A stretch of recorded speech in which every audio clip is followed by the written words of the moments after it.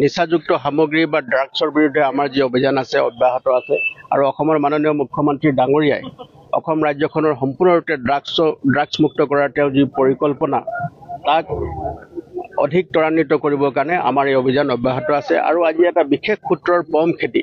আজি পুৱাৰ পৰা এটা আমাৰ অভিযান চলি আছিলে আৰু এই অভিযান কালত আমি আজি আবেলি সময়ত আমি এখন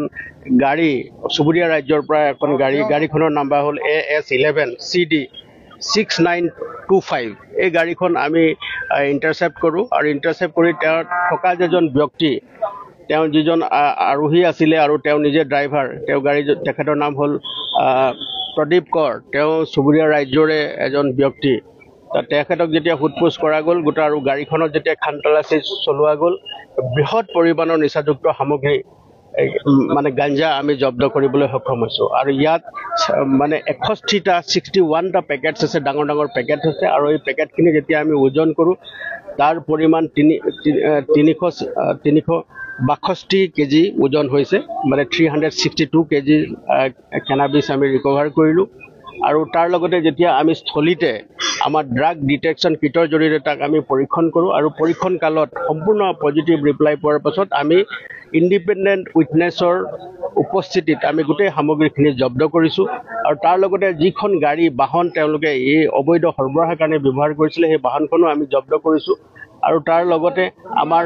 যি অনুসন্ধান আছে এই তীব্ৰতৰ কৰি তুলিছোঁ এতিয়া আমাৰ প্ৰাৰম্ভিক তদন্তত দেখা গৈছে যে এই গাড়ীখন চুবুৰীয়া ৰাজ্যৰ পৰা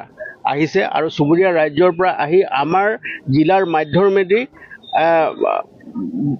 আন এক ঠাইলৈ লৈ যোৱাৰ তেওঁলোকৰ মহানগৰলৈ লৈ যোৱাৰ তেওঁলোকৰ পৰিকল্পনা আছিলে আমি বৰ্তমানো মানুহজনক সোধপোছ কৰি আছোঁ আৰু আপোনালোকে দেখিছে চলিতে আমি গোটেই সামগ্ৰীখিনি আমি জব্দ কৰিছোঁ আৰু প্ৰাৰম্ভিক তদন্তৰ কালত গোটেই বস্তু যিখিনি পোহৰলৈ আহিছে তাক অধিক ত্বৰান্বিত কৰিবৰ কাৰণে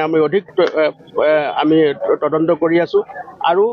যিখিনি সামগ্ৰী আমি ইয়াতে জব্দ কৰিলোঁ সেই গোটেই সামগ্ৰীখিনি আজিৰ সময়ত চোৰাং বজাৰত তাৰ মূল্য প্ৰায় 2,50,00,000 হ'ব বা তাতকৈ অধিক হ'ব গতিকে আমি তদন্ত অধিক চলাই গৈছোঁ আৰু ইয়াৰ লগতে এই যি সৰবৰাহ কৰি আছে সৰবৰাহকাৰীৰ লগত জড়িত যিকেইজন ব্যক্তি আছে তেওঁলোককো শীঘ্ৰতে যাতে আমি কৰায়ত্ব কৰিব পাৰোঁ তাৰ কাৰণে আমি চেষ্টা চলাই আছোঁ আৰু জিলাখনত যেতিয়ালৈকে এনেধৰণৰ অবৈধ সৰবৰাহ চলি থাকিব নিচাযুক্ত সামগ্ৰীৰ বিৰুদ্ধে আমাৰ অভিযান অব্যাহত থাকিব আৰু তেওঁলোকৰ বিৰুদ্ধে আমি কঠোৰতম আইনগত ব্যৱস্থা ল'বৰ কাৰণে সদায় আমি তৎপৰ হৈ থাকিম থেংক ইউ